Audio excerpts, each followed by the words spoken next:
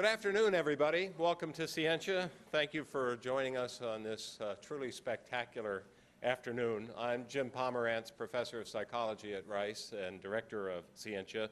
And this is our sixth lecture of the academic year on a colloquium series we're calling simply Animals and Humans. So in this series, we are examining the deep and complex relationship that humans have with the animal world and how we interact with animals, how they shape our view of the world and of ourselves, how they affect our culture, how we benefit from them, and vice versa, about the risks involved in this interchange, both risks to humans and risks to animals. And today we'll be hearing about the fascinating case of Temple Grandin and how it might point us toward a new understanding of both animal studies and disability studies. We're fortunate indeed to have as our speaker today Rice's own Cary Wolfe from our Department of English. It will be my pleasure to introduce Cary in just a couple of moments. But before doing that, let me give a special thanks to our speaker in January, Dr. C.J. Peters from UTMB Galveston, who gave us just a spectacular talk on emerging virus diseases from animals to humans. And let me, of course, also thank our speakers from the fall, and note that if you missed any of these talks and want to catch them, they are all, I believe, all now up on the web, so they're just one or two clicks away from the Scientia website. Following Dr. Wolfe's talk today, we'll have two more talks that will round out our year. On March 21st, we'll hear from our friend and colleague Tony Wright, who is here from just across the street in the Department of Neurobiology and Anatomy at the University of Texas Medical School. I should note that Dr. Wright's talk on March 21st is going to be starting 30 minutes late. The reason for that is that the university is having a memorial service for Richard Smalley that is going to run nominally from 3 to 4, but there's some anticipation that that might go over a bit. There are a number of speakers who will be at that event, including outsiders like K. Bailey Hutchinson, and so the timing of it can't be guaranteed precisely. So in view of that, we thought it would be best to shift our start time for Tony's talk back to 4:30. Otherwise, it will be the same as usual. And then on Monday, April 10th, we'll have our annual Bachner lecture, which brings in a speaker from out of town. And in this case, it's the celebrated Irene Pepperberg, who will come down and talk about her amazing African gray parrot named Alex, who, as I understand it, is now being considered for admission into Rice University based on SAT scores. Did very well on the new SAT writing test, apparently. So she gives a spectacular talk, and you definitely don't want to miss what she has to say. So before I introduce Cary, let me just note that Cary will speak for about 45 or 50 minutes, and then we'll go through our usual question and answer drill using microphones that are provided for the benefit of those who can't be with us now and will be listening to this or watching Cary's lecture on videotape. Then right after that, we will have a reception with food and drink out in the foyer, so be sure to join all of us where we can talk with Dr. Wolfe and amongst ourselves. So now for the reason why we're here today, to hear from Dr. Cary Wolfe, who joined Rice University just a couple of years ago. Winding the clock back, however, Cary attended the University of North Carolina, Chapel Hill as an undergraduate and graduated both with honors and high honors, majoring in an interdisciplinary program involving English, philosophy, and comparative literature. In 1990, he completed his PhD in the English department at Duke University, studying with famous celebrities including Frederick Jameson, Barbara Herrnstein-Smith, Terry Eagleton, and Franco Moretti. And then he joined the English department, English faculty at Indiana University in Bloomington, where he also served on the faculties of American Studies and Cultural Studies. In '98, he left Indiana to become associate chair of the Department of English at the State University of New York at Albany, and then, much to our good fortune, in 2003, came down to Rice to accept the Bruce and Elizabeth Dunleavy Chair in the Department of English.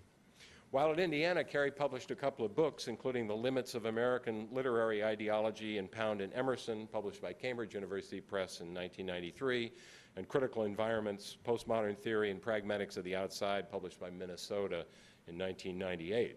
Then moving on to SUNY, and much more closely related to his talk today, Cary published a book called Animal Rights, American Culture, the Discourse of Species and Posthumanist Theory, published by University of Chicago Press. And he also published a collected edition called Zoontologies, The Question of the Animal, published by Minnesota, which is now in its second printing and includes essays from authors in the New York Times to philosopher Jacques Derrida. Both are now sort of founding textbooks in the emerging field now known as animal studies.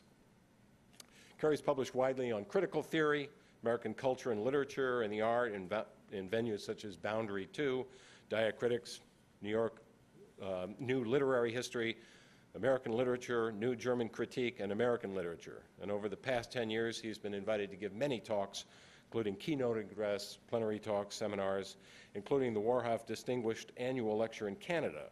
He's been invited to speak at the Museum of Modern Art in New York, the Rothmere American Institute at Oxford, UCLA Humanities Consortium, and the annual Summer Academy in Frankfurt, Germany, among many others. Recently, he delivered a joint plenary address in November with the bioartist Eduardo Koch at the annual conference of the Society for Literature, Science, and Arts in Chicago, where he also served on a roundtable with Nobel Prize winner Gerald Edelman on consciousness and cognition. He's done many other things that I just don't have time to get into, but I encourage you to visit his website and read up on all his activities, both past and future. The talk we're going to be hearing from Cary right now, however, forms part of a book he's currently completing entitled What is Posthumanism? Essays on Theory, Culture, and Society. So please, as always, turn off all things that beep, all things that make noise, including any animals that may have accompanied you into the room, and tune in to Cary Wolfe, whose talk is Animality and Disability, or Learning from Temple Grandin. Cary Wolfe.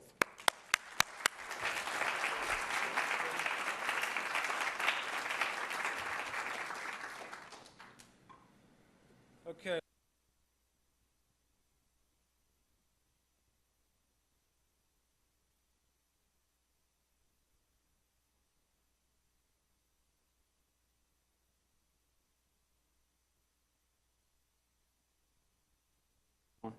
Now, yeah, okay.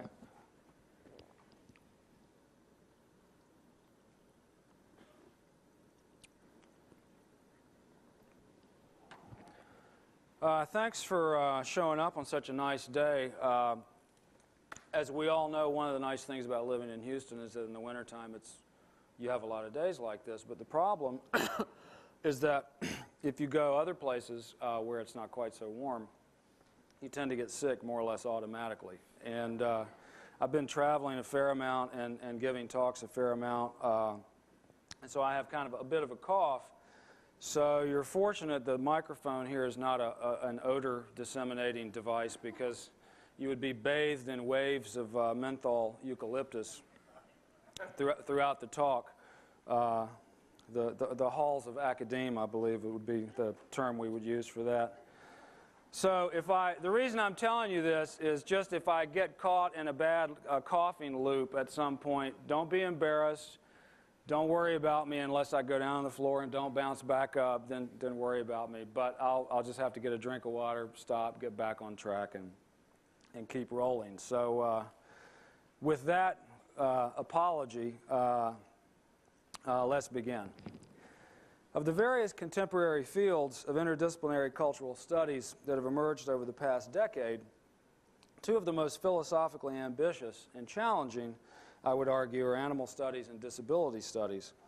Both are often taken to be the latest chapters in the academic assimilation of the so-called new social movements, civil rights, feminism, gay and lesbian activism, the ecological movement, and so on, that have fundamentally reshaped the study of society and culture over the past 30 years or more. Part of what makes these newcomers significant is that they pose fundamental challenges, as these earlier movements have, to the model, whether implicit or explicit, of subjectivity and experience drawn from the liberal justice tradition and its central concept of rights, in which ethical standing and civic inclusion are predicated upon autonomy and agency.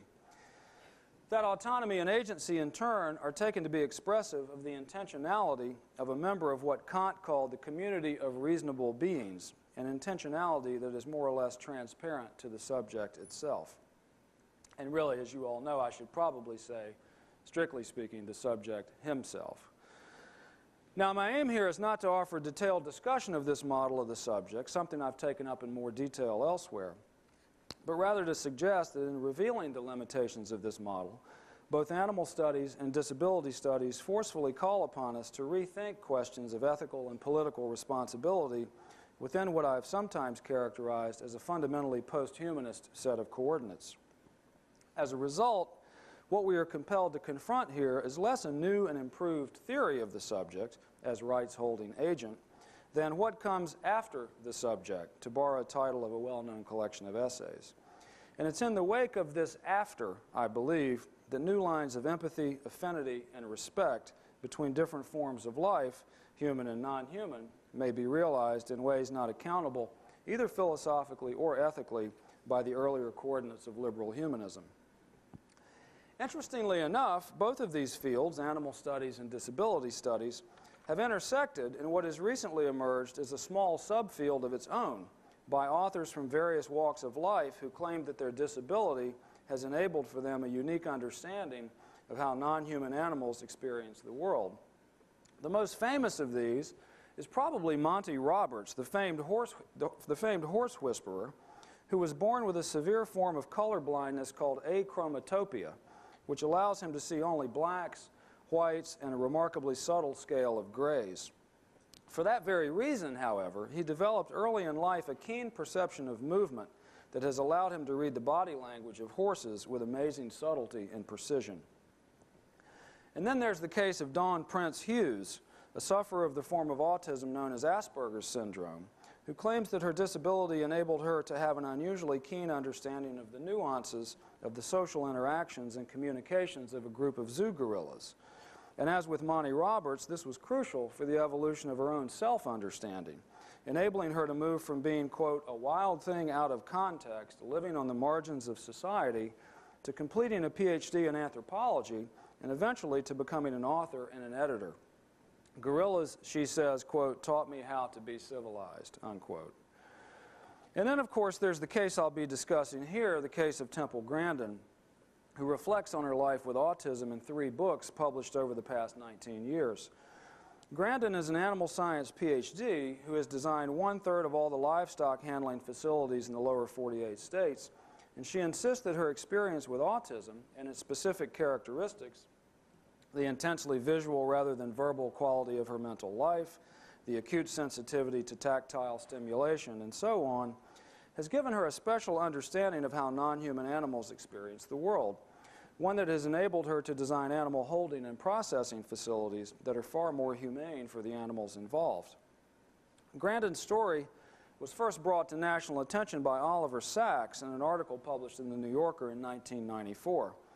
The opening lines of Sacks's foreword to Grandin's second book, Thinking in Pictures, gesture, but only gesture, I think, toward what makes her case so instructive for my purposes. Sacks calls Grandin's first book, Emergence, labeled autistic, quote, unprecedented and in a way unthinkable, because there had never before been an inside narrative of autism. Unthinkable because it had been medical dogma for 40 years or more that there was no inside, no inner life in the autistic, or that if there were, it would forever be denied access or expression, unquote. That dogma is founded in no small part on the too rapid assimilation of the questions of subjectivity, consciousness, and cognition to the question of language ability, a dogma that is perhaps even more entrenched in the humanities and social sciences than it is in areas such as medicine. Indeed, as many scholars have argued, the shibboleth, where there is reason, there is a subject, morphs in the 20th century into where there is language, there is a subject. In this light, the title of Grandin's book, Thinking in Pictures, would constitute an oxymoron even for some pretty sophisticated contemporary philosophers of consciousness and cognition, such as Daniel Dennett. As she herself notes bluntly, quote, I would be denied the ability to think by scientists who maintain that language is essential for thinking, unquote. Grandin's work is, of course, written squarely in the face of this dogma, and it is filled with examples of her ability to cross-reference her own experience and those of the animals who are handled in facilities she has designed. She points out, for example, that because her mental life as an autistic is intensely visual, not verbal, she is acutely aware of how different a cow's visual experience is from our own. Because cattle derive from prey species, their visual system is geared toward detecting novel movement in an extremely wide field of vision, and their eyes are mounted on the side of their heads. But the price they pay for this nearly 360-degree vision is a very narrow field in which they have good depth perception. This contrasts pointedly, of course, with the visual systems of predatory species, including the cats and dogs many of us are most accustomed to interacting with, whose eyes are mounted in front, enabling acute depth perception and the ability to gauge distance quite accurately. One result of this visual specificity for cattle is that, quote, they are frightened by high contrast of light and dark as well as by people and objects that move suddenly. She observes, continuing the quote, I've seen cattle that were handled in two identical facilities easily walk through one and balk in the other. The only difference between the two facilities was their orientation to the sun, unquote. And cattle respond very sharply to small visual stimuli that humans don't even register. A length of chain dangling from a feedlot fence, a reflection in a puddle of water on the runway to a dip vat, a crumbled white plastic bottle teetering in the wind. Grandin insists in her most recent book, Animals in Translation, that, quote, being a visual thinker was the start of my career with animals, because animals are visual creatures too. Animals are controlled by what they see. When I say I'm a visual thinker, she continues, quote, I don't mean just that I'm good at making architectural drawings and designs. I actually think in pictures. During my thinking process, I have no words in my head at all, unquote. In fact, she often characterizes her mental processes in terms of a videotape library or a CD-ROM that she scans for specific images, which then get languaged and narrativized in a second-order cosmetic process. Quote, my mind is like a web browser, she writes in one article. When I lecture, the language is mostly downloaded out of memory from files that are like tape recordings. I use slides or notes to trigger the opening of different files. I look at visual images on the computer monitor of my imagination, then the language part of me describes those images, unquote. Grandin's books are full of such examples, and what is most interesting about them is that here, visual prowess, instead of being stereotypically expressive of the humanist ability to survey, organize, and master space that finds canonical expression, as many scholars have noted, in tropes ranging from the Renaissance theory of perspective to Freud's parsing of the evolutionary sensorium and civilization and its discontents, through Jean-Paul Sartre's discussion of the gaze, to Foucault's panopticon, and so on and so forth. Here, instead, is offered as a figure of disability. Even more interesting, Grandin's visuality is implicated in what are, for humanism, two ontologically opposed registers, both of them radically inhuman, or at least ahuman. On the one hand, the general animal sensorium, within which sight is only one of the senses, and for many animals not necessarily the dominant one. And on the other hand, the opposed register of the technical and the mechanical. Temple Grandin as recording, storage, and playback device, as it were, mechanically scanning the visual field like Star Trek's Commander Data. For Grandin, in other words, visuality may be animal, it may be technical, but it is anything but human. And that all the more so, paradoxically enough, for being so accurate and acute. A corollary of this, and I'll develop this more in a moment, is that what we think of as normal human visuality does not see, and it does not see that it does not see. Here, we might reference the various critiques of humanism's trope of visuality as mastery that I mentioned a moment ago, but we could also be more down to earth and simply note that this not seeing is crucial to the human beings and to any being's organization of an overwhelming flood of visual input into a field of meaning. Here, we might recall Grandin's discussion of a well-known set of experiments exploring what is called inattentional blindness in humans, and this is kind of a funny but interesting example. Daniel Simons, the head of the Visual Cognition Lab at the University of Illinois, showed test subjects a videotape of a basketball game and asked them to count the number of passes made by one of the teams. After the tape has been rolling for a while, a woman in a gorilla suit walks onto the screen, faces the camera, beats her chest with her fist, and then leaves. What's remarkable, according to Grandin's account, is that 50% of those watching the tape do not even register the woman in the gorilla suit. Even when prompted later specifically about it, they have nothing to say. It's not that they don't remember seeing it, it's that they never registered seeing it in the first place.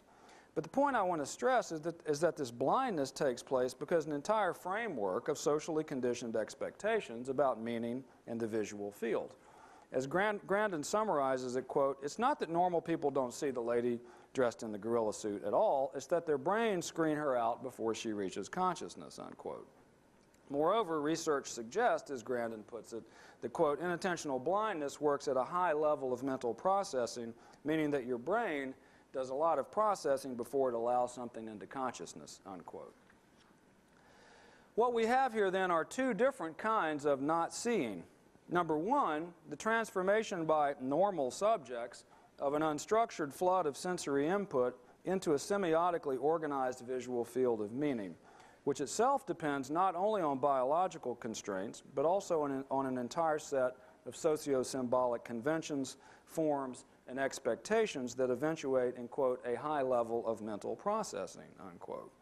And by contrast, number two, Grandin's abnormal, hyperacute photographic visuality that does not organize and harmonize objects in the visual field in terms of reason, literally their ratio or ratio, but instead gets mired, visually stuttering and hiccuping, as it were, in a heterogeneous flotsam of particulars, puddle shocked with glare, wavering plastic cups, bright links of dangling chain, none of which become furniture for the eye as agent of ratio or logos. Now, this is precisely what Jacques Derrida is going to be interested in his book Memoirs of the Blind, in what he calls the ruin of vision. In Derrida's terms, it is the blind, the disabled, who see the truth of vision. It is they who most readily understand that the core fantasy of humanism's trope of vision is to think that perceptual space is organized around and for the looking subject, to think that the pure point of the eye, as agent of ratio and logos, exhausts the field of the visible, to think that the invisible is only, indeed, shall we say, merely, that which has not yet been seen by a subject who is, in principle, capable of seeing all. Over and against this, Derrida argues in his discussion of the visual that the invisible is, quote, not simply the opposite of vision, not simply its negative image, the visible in waiting, as it were, already there, but simply as yet unseen. Rather, as he puts it in an interview on what he calls the spatial, space is, quote, not essentially mastered by the look. To be the other of the visible, he continues, absolute invisibility must neither take place elsewhere nor constitute another visible, that is, something that does not yet appear or has already disappeared. This non-visible does not describe a phenomenon that is present elsewhere, that is latent, imaginary, unconscious, hidden, or past. It is a phenomenon whose inappearance is of another kind, unquote. The invisible, then, remains heterogeneous to the visible, a spatialization of the visual, as Derrida will put it, that is quite obviously at work, for example, not only in the autistic's blinding visuality, but also in the differences between all the different life forms who see, and for that very reason do not see, in very specific ways. And when one contextualizes these radically heterogeneous visual modes within the context of the larger animal sensorium, of which they form only a component, then one can appreciate Derrida's observation that, quote, a de-hierarchization of the senses displaces what we call the real, that which resists all appropriation, unquote. To reframe the question of the visual in this way, to cut it loose from its fixed associations with the human, with reason, and the representational disposition and mastery of space itself, and set it adrift within the generalized animal sensorium as merely the equal of the dog's sense of smell, the horse's sense of touch, the echolocation of the bat, or the sonar of the dolphin, is to appreciate more fully the resonance of Grandin's attention to the specificity and intensity of other forms of sensory experience as well. For example, she notes, cattle have supersensitive hearing and are especially sensitive to high-pitched noises, the hissing of pneumatic brakes on a truck or a bus, for example. In fact, she suggests that, quote, the sounds that upset cattle are the same kinds of sounds that are unbearable to many autistic children, unquote. Even more interesting, given her claim that autistics, normal functioning human beings, and non-human animals exist on what she calls the Great Continuum, is her discussion of spatial and tactile experiences in animals and autistics. She notes, for example, that just as cattle have a flight zone that varies from 0 to over 100 feet, depending on how tame the cattle are and how agitated they are at the moment, autistic children, quote, often lash out when they stand close to the other children while waiting in a line. Having another child accidentally brush up against them can cause them to withdraw with fear like a frightened animal, unquote. But interestingly enough, for many autistics, even though a light, unexpected touch triggers flight, as she puts it, a firm touch is calming. This phenomenon is at the center of one of the more remarkable discussions in the book, Thinking in Pictures, of the squeeze machine that Grandin invented when she was a teenager. She notes that it had long been observed, but not really understood, that autistic children often like to wedge themselves under mattresses or in tight spaces, or roll up tightly in blankets and rugs and the like. She reports that as a child, she often daydreamed, quote, about constructing a device that would apply pressure to my body. I visualized a box with an inflatable liner that I could lie in, like being totally encased in inflatable splints, unquote. Then one day, while watching cattle on her aunt's ranch being held in the squeeze chute for vaccinations, she noticed that some of the cattle suddenly relaxed when pressed between the large panels on each side. A few days later, after experiencing a severe panic attack, Grandin actually got inside the chute and asked her aunt to close the head restraint bars around her neck and slowly squeeze the sides of the chute against her. At first, she writes, quote, there were a few moments of sheer panic as I stiffened up and tried to pull away from the pressure. 5 seconds later, I felt a wave of relaxation, and about 30 minutes later, I asked Aunt Ann to release me. For about an hour afterward, I felt very calm and serene, unquote. The magnitude of the experience for Grandin is hard to exaggerate. She writes, this was the first time I ever felt really comfortable in my own skin. This extraordinary sensitivity to touch and pressure is a quite common phenomenon with autistic, Grandin reports, and, quote, even though the sense of touch is often compromised by excessive sensitivity, it can sometimes provide the most reliable information about the environment, unquote. In extreme cases, autistics actually have severe problems locating the boundaries of their own bodies. In a book about her own famous case, another patient reports that she could only perceive one part of her body at a time, and she had no sense of it as forming a whole unit. And she, quote, tapped rhythmically and sometimes slapped herself to determine where her body boundaries were, unquote. In fact, Grandin suggests that the well-known behavior of some nonverbal autistics of constantly tapping and touching things may be an effort, quote, to figure out where the boundaries are in their environment, like a blind person tapping with a cane, unquote. The autistic's body boundary problem is at the core of another remarkable moment in Thinking in Pictures, which dramatizes in an especially powerful way many of the themes I've been discussing thus far. Grandin was hired to redesign a very cruel system used for kosher slaughter of cattle, replacing it with a chute that would gently hold the animal in a standing position while the rabbi performed the final deed.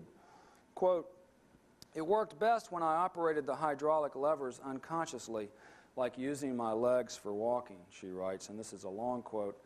I had to force myself to relax and just allow the restrainer to become part of my body. Through the machine, I reached out and held the animal. When I held his head in the yoke, I imagined placing my hands on his forehead and under his chin and gently easing him into position. Body boundaries seemed to disappear. The parts of the apparatus that held the animal felt as if they were an extension of my own body, similar to the phantom limb effect. During this intense period of concentration, I no longer heard noise from the plant machinery. Everything seemed quiet and serene, It was almost a religious experience. I was able to look at each animal, to hold him gently and make him as comfortable as possible during the last moments of his life. A new door had been opened. It felt like walking on water," unquote. Now, obviously, many things could be said about this amazing passage, but for the moment, I would simply like to draw our attention to how here disability becomes the positive, indeed enabling condition for a powerful experience by Grandin that crosses not only the lines of species difference, but also of the organic and the inorganic, the biological and the mechanical, and so on. It's practically a fulfillment of what Donna Haraway imagines in her famous Cyborg Manifesto. This realization that what we traditionally think of as disability can in fact be a powerful and unique form of ableness is central, of course, to recent work in disability studies. Here, however, I want to interpret the significance of this moment in Grandin's work, and of her case in general, in a way that diverges rather sharply from the dominant paradigms of disability studies. At first blush, of course, the most obvious way for animal studies and disability studies to make common cause would be within a shared liberal democratic framework, which, as one philosopher puts it, quote, counts on the progress of the equality of conditions to gradually increase the sphere of legal rights and ethical recognition, unquote. On this view, non-human animals and the disabled would be seen as simply the latest traditionally marginalized groups to have ethical and legal enfranchisement wholly or partially extended to them in the context of what Nancy Fraser has called the politics of recognition. But a fundamental problem with the liberal humanist model, as I've argued in some detail elsewhere with regard to the animal rights framework, is not so much what it wants as the price it pays for what it wants. That in its very attempt to recognize the unique difference and specific ethical value of the other, it reinstates the very normative model of subjectivity that it insists is the problem in the first place. In animal rights philosophy, drawn from the ethics of Kant in Tom Reagan, or the utilitarianism of Bentham in Peter Singer, animals end up being worthy of ethical standing because they are diminished versions of us in their capacity to experience suffering, their status as what Reagan calls biographical beings, and so on. All characteristics and interests that normal human beings possess in greater abundance. Now, I'm not suggesting, of course, that working to liberalize the interpretation by the courts of the American with Disabilities Act is a waste of time, or that lobbying to upgrade animal cruelty prosecutions from misdemeanor to felony status is a bad thing. But what I'm suggesting is that these pragmatic pursuits are forced to work within the purview of a liberal humanism in philosophy, politics, and law that is bound by a quite historically and ideologically specific set of coordinates that, because of that very boundedness, allow one to achieve certain pragmatic gains in the short run, but at the price of a radical foreshortening of a more ambitious and more profound ethical project, a new and more inclusive form of ethical pluralism that it's our charge now to frame. That project would think the ethical force of disability and non-human subjectivity as something other than merely an expansion of the liberal humanist ethnos to ever newer populations, as merely the next room added on to the increasingly opulent and globalizing house of what Richard Rorty quite unapologetically calls the rich North Atlantic bourgeois democracies, unquote. Derrida is especially forceful on this point in a recent interview in what he has called the question of the animal.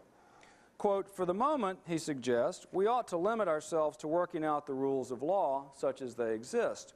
But it will eventually be necessary to reconsider the history of this law and to understand that although animals cannot be placed under concepts like citizen, consciousness linked with speech, etc., they are not, for all that, without a right. It's the very concept of right that will have to be rethought," unquote.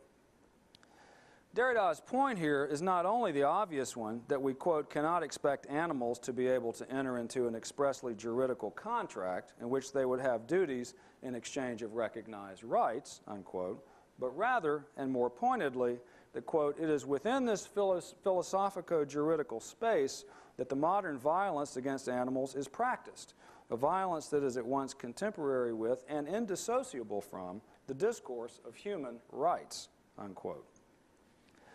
And from this vantage, it makes perfect sense to conclude, as Derrida does, that, quote, however much sympathy I may have for a declaration of animal rights that would protect them from human violence, it is nevertheless preferable not to introduce this problematic concerning the relations between humans and animals into the existing juridical framework, unquote. In disability studies, on the other hand, the accent falls within a somewhat different vector of the liberal humanist model. To borrow the distinction used by Italian philosopher Paolo Cavalieri, which she in turn borrows from G.J. Warnock, if animal rights discourse typically focuses fairly exclusively on the status of the moral patient, disability discourse tends to focus more on the question of the moral agent. As Cavalieri puts it, quote, if the moral agent is a being whose behavior may be subject to moral evaluation, the moral patient is a being whose treatment may be subject to moral evaluation, unquote. In disability discourse, in other words, the emphasis falls on the right of the disabled to subjectivity of a very particular and circumscribed type, subjectivity as agency. Against this background, we can more fully appreciate Cora Kaplan's observation in a recent collection on feminism and disability that, quote, human anomaly continues to trouble the rhetoric of liberal individualism, testing both its ethics of tolerance and its fetishization of autonomy and agency as conditions of human status and civic participation, unquote. Viewed from a long-term perspective, she continues, and I'm quoting again, the continuing debate about the rights of citizens and the price of increased agency for them is itself a legacy of liberalism's historically mixed messages about autonomy and social justice, an ongoing paradox that remains as radically unresolved in the liberalisms that characterize late 20th century social democracies as it did in the classic liberalism of the 19th century, unquote.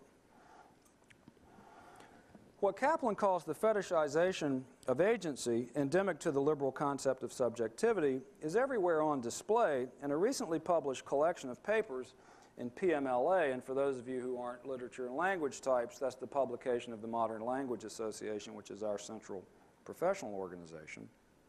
Publication of papers in PMLA from a high-profile conference at Emory University in March of 2004 entitled Disability Studies in the University.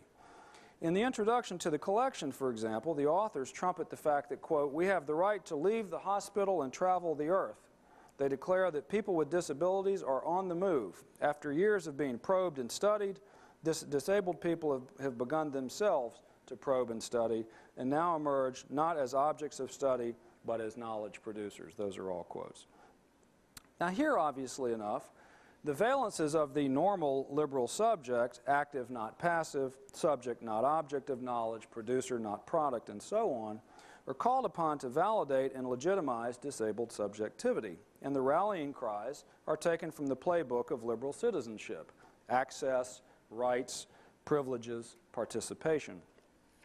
This fetishization of agency, to use Kaplan's term in disability studies, is understandable, of course, for all sorts of historical, institutional, and strategic reasons.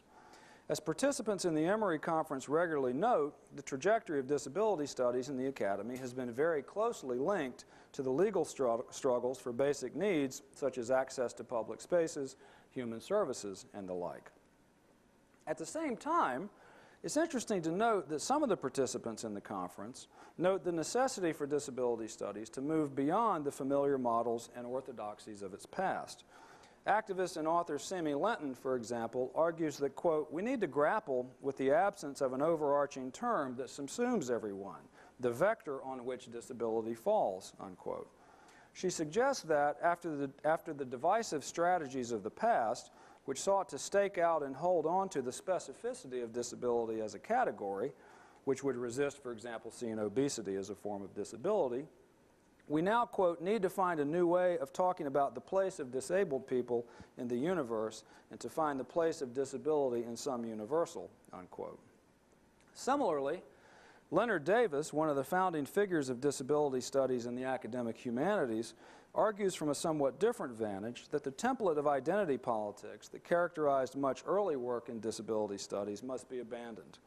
Quote, if disability studies is to remain viable, he argues, it will have to incorporate into its collective vision the kind of complexities with which post-identity theory is grappling, unquote. Now, been suggesting, of course, that Grandin's work on the relationship between her disability and trans-species relations directs us toward the possibility of taking up just this sort of project in a more profound and, I think, ultimately broad-based way.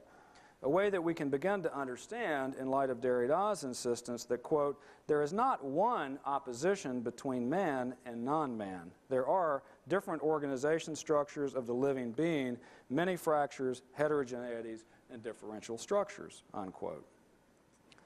Returning to Jeremy Bentham's observation that the central question regarding the ethical standing of animals is not can they talk or can they reason, but can they suffer, Derrida observes, quote, once its protocol is established, the form of this question changes everything, because from Aristotle to Descartes and up to the present day, posing the question in terms of either thought or language, quote, determines so many others concerning power or capability and attributes, being able, having the power to give, to die, to bury one's dead, to dress, to work, to invent a technique, unquote. What makes Bentham's recasting of the question so important and so useful for getting outside of the fetishization of agency in disability discourse is that now, as Derrida puts it, quote, the question is disturbed by a certain passivity.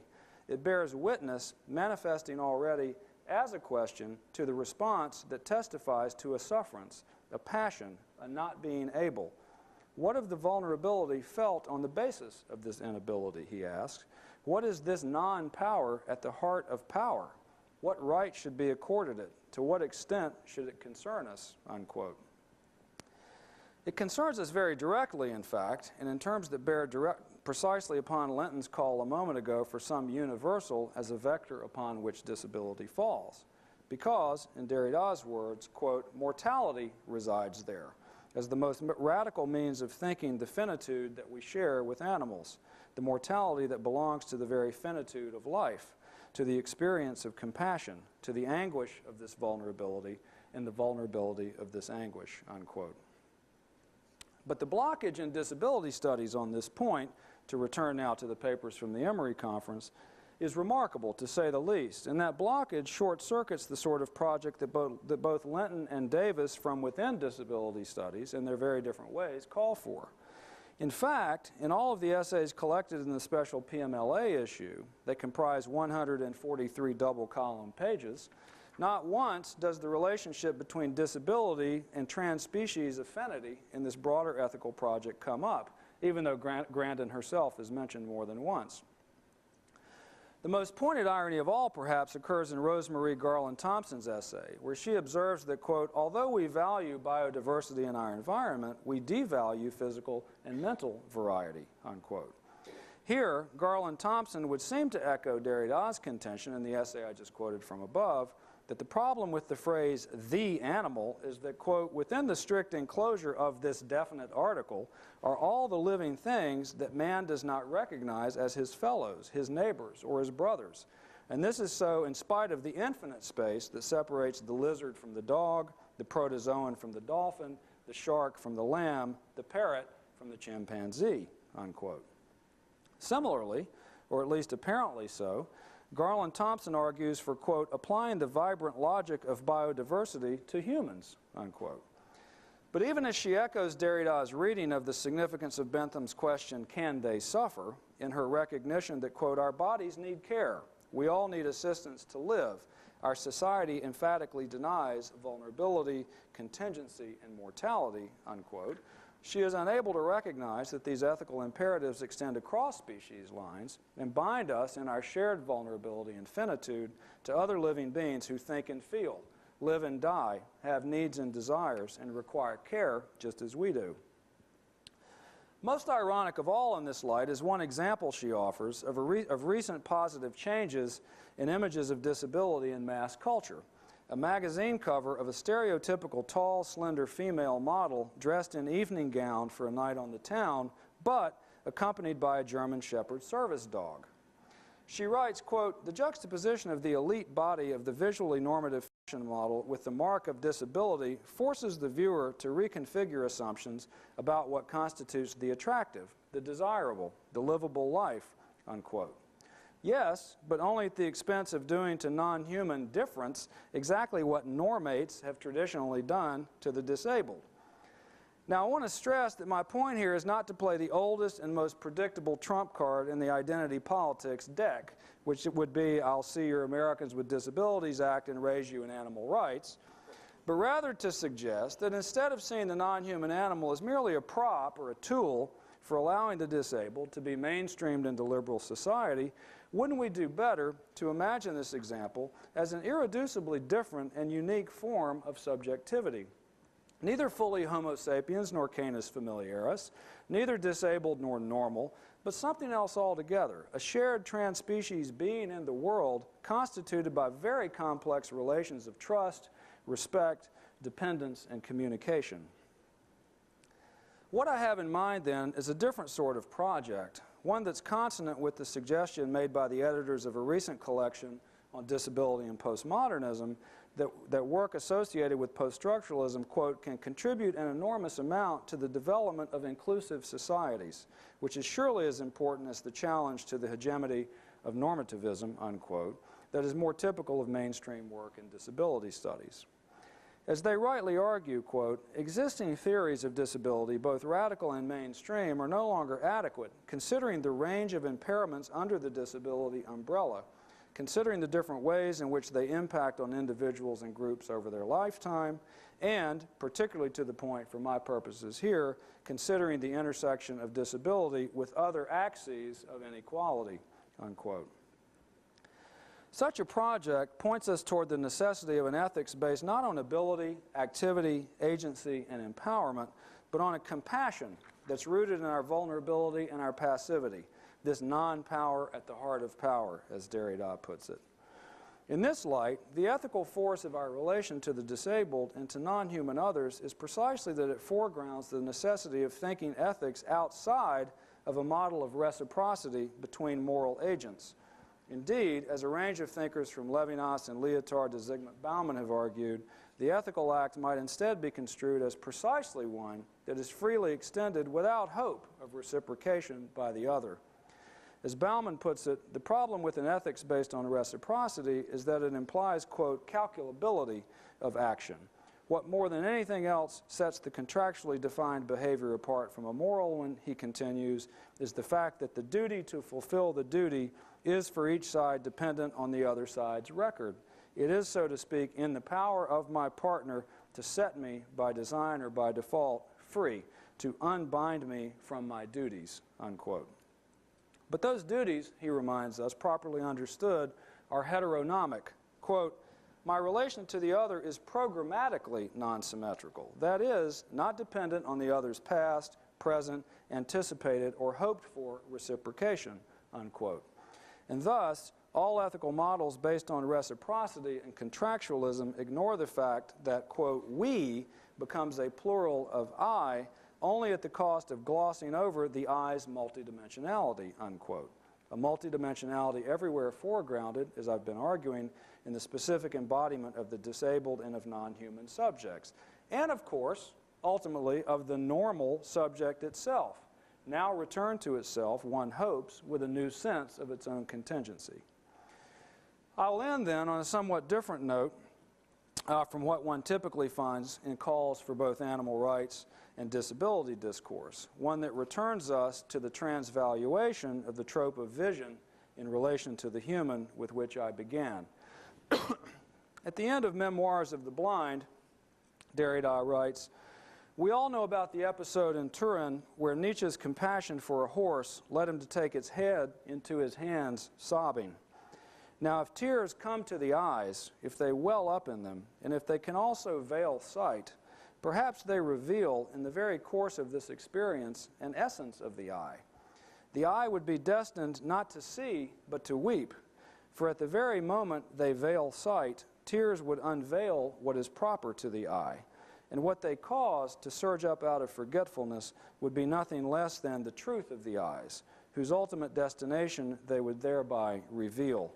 To have imploration rather than vision in sight, to address prayer, love, joy, or sadness rather than a look or a gaze. The blindness that opens the eye is not the one that darkens vision. The revelatory or apocalyptic blindness, the blindness that reveals the very truth of the eyes, would be the gaze veiled by tears. Thank you.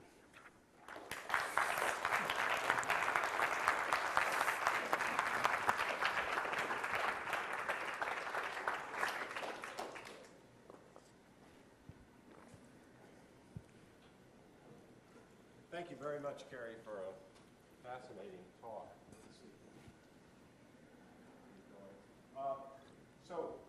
you have questions, please put your hands up, and we will try to take you down. Is this is still working, right? Okay. Yes, and so is this, I think, right? Please ask your question in what we affectionately call question format, and wait for the microphone to get you. Who would like to lead things off? Where's Steve? Meredith. This really is a question. Are you then saying that you are in support of those who argue for animal rights by saying that we should extend our treatment of humans to anything that can suffer? Well, you kind of have to back up a notch here, and I've talked a lot about this in my in the book Animal Rights specifically. You have to kind of back up a notch and ask the prior question, which is what do you think ethics is, right?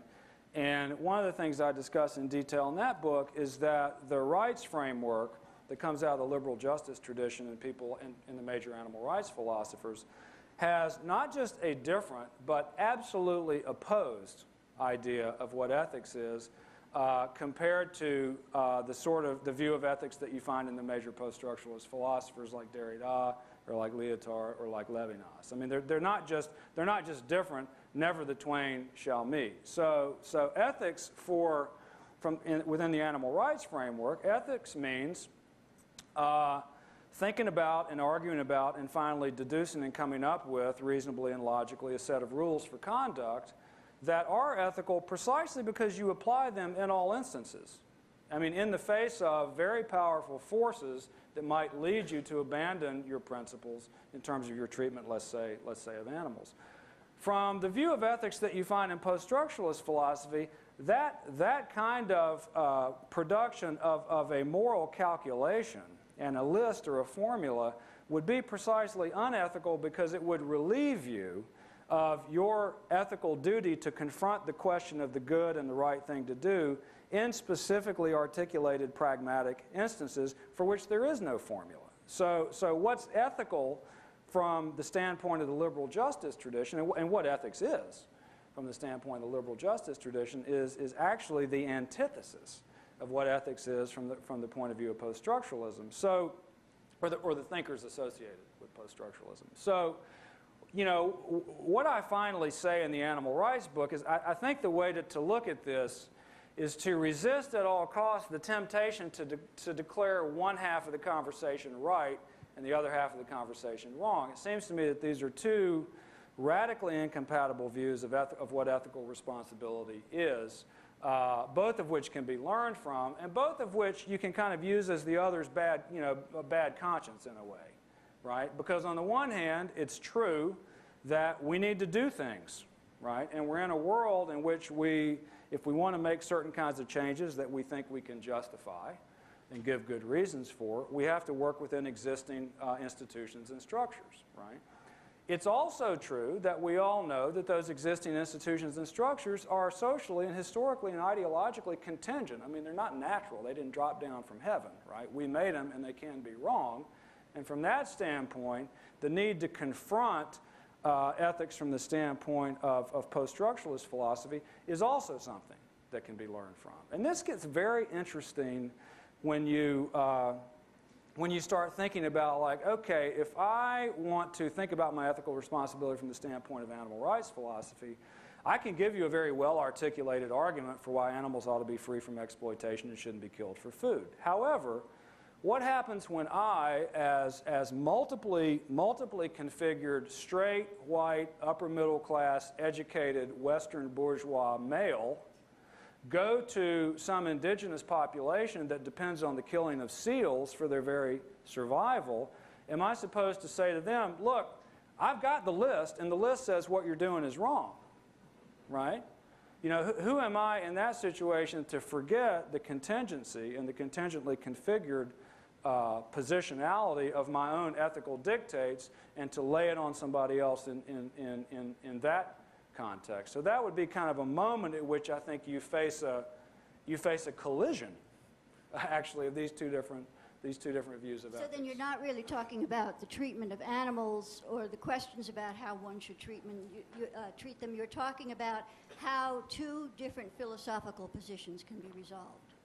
And yeah, and the they're animals are beside the point. Yeah, no, animals aren't beside the point because the two different ethical orientations that I'm talking about would lead you to a very different answer to your question. The animal rights framework would lead me to an answer to your question, which would say it's wrong to kill animals for food, it's wrong to exploit animals for biomedical research, so on and so forth, right?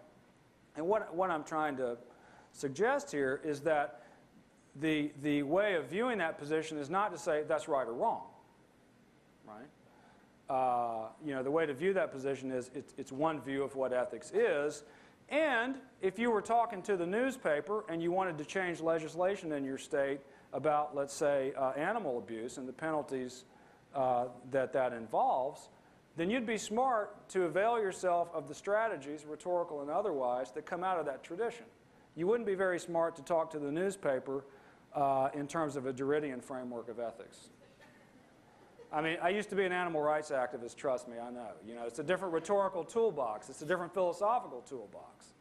Now, if you're talking to a different audience and you want to make different kinds of changes, that's a situation in which precisely you might want to use that vocabulary and challenge people ethically in a different way. So it does bear directly upon the question you're asking about the concrete treatment of animals, but I think you have to back up a click first and address those questions first. Yeah. First, are there any members of the press with us now? Yeah. You're safe. Television? Yeah. Yeah. I was going to say that was going to shut me right up. I think that most of us, in speaking with most of us here, you're sort of preaching to the choir because we are interested in the way animals perceive, and of course we are animals. The example you gave of Temple Grandin feeling the expansion of herself into a machine and through that machine contacting an animal, I would think many of us have probably had, as we were perhaps driving in a car, where the car becomes a physical extension of yourself and you know what the boundaries of it are, theoretically, and where it is in the lane, also theoretically, judging by traffic accidents. And I guess what I'm wondering is, by presenting this subject, by bringing it up as ethics, do you think that there will be some bleed over from these first works and from your work into more common awareness of ourselves as animals? And also... Yes, in answer to that. Good, yeah. That's a start, yes. Yeah. And do you think there will be a lot of works in response from those who have no insight or resist any insight into animals or themselves as animals that will create a larger debate? Yeah, I think the answer to both is yes, but I want to go back to something I said a moment ago. You encounter, and this is actually one thing I like about Derrida's formulation of ethical situations in some of his other work, not work that I talked about today, but you encounter these questions, it seems to me, always in pragmatic situations, specific situations. You know, we're not, you know, disembodied angels having a conversation floating out in the ether, right? Whenever you have these, whenever you address these kinds of questions, they're always within a particular rhetorical context, a particular institutional context, a specific conjuncture of what Derrida talks about, but many other people talk about as well from different traditions, as a question of the good and the just on the one hand, and the question of laws and institutions on the other hand. So the answer to your question is yes, but it's never, in that sense, a one-size-fits-all yes. I mean, in my experience, a very interesting experience I had in this connection was I chaired a committee when I taught at Indiana University. It was the only committee of its kind in the United States that we were aware of. There was a committee about alternatives to the use of animals in institutional research at the university. And the committee was made up of a mix of people from the humane community, because I was on the board of directors of the Humane Association, people from the humane community inside the university, but also people who were in the thick of the biomedical research apparatus of the institution itself, which is to say people who used or oversaw the process of using animals in research that ultimately, at the end of the day, I might have very well disagreed with. But in that rhetorical context, what you were faced with is finding a specific way of addressing these questions that would not take for granted wholly your own point of view and also take for granted wholly the wrongness of the point of view of the person across the table, whose entire life's work may be built around, let's say, working with a particular kind of animal in the laboratory, right? So my answer to you is yes, I think it will spread this kind of awareness, but to recognize these rhetorical contexts and to recognize these pragmatic contexts is, in a sense, to be aware of the limitations of your own power and your own ability to unilaterally, take an idea, shove it in somebody's ear, and have it eventuate in a certain kind of behavior, right? And if you've taught students this material, you find this all the time. I mean, it's amazing how many students I've taught who come, about these issues, who come into class and, maybe they've been hunters or maybe they've done rodeo, I mean, whatever, but something involving animals in a very intense and maybe problematic way. And you can't, the worst thing you can do with those students is, of course, beat them over the head with the wrongness of their conduct. All you can do is let them discover their own way in relation to these questions. And I had students come up to me many times, I mean, literally years later, and tell me that it took them 3, 4, 5 years to just kind of work all this out in their own way, So that pedagogical lesson, I think, again, points to how it's not a matter of making a list of everything that you know is right and just, and preaching to people and unilaterally converting them in terms of their conduct. So the answer to your question, both your questions, is yes,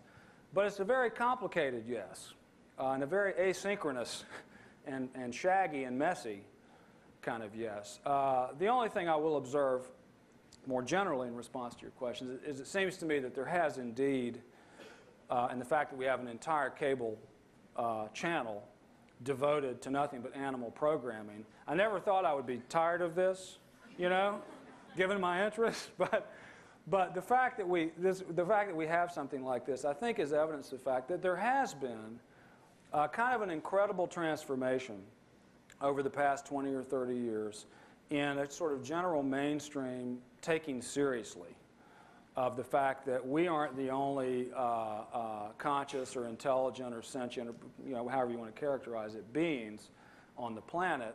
And that's been a kind of a remarkable thing to watch. And it's been something, another reason for me not alienating my scientist friends, it's been something that science has been instrumental in disseminating to the public, right? So to be ethical and be anti-science in terms of people who work with animals is, for that reason alone, a bad idea. So, but that's in terms of general developments, it seems to me that's, and of course the animal rights movement that sort of grew in parallel with it, I think, has been a remarkable development, to say the least. I don't know if that answers your question, but Fuzzy, organic answer. very fuzzy, organic answer, yes. Shaggy. Any other questions?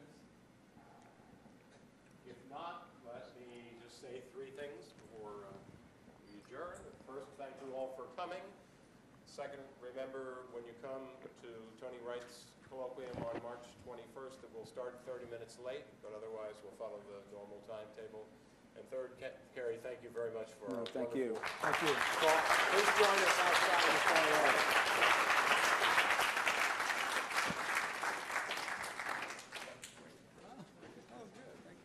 And I agree with you about the press. I just don't see them responding.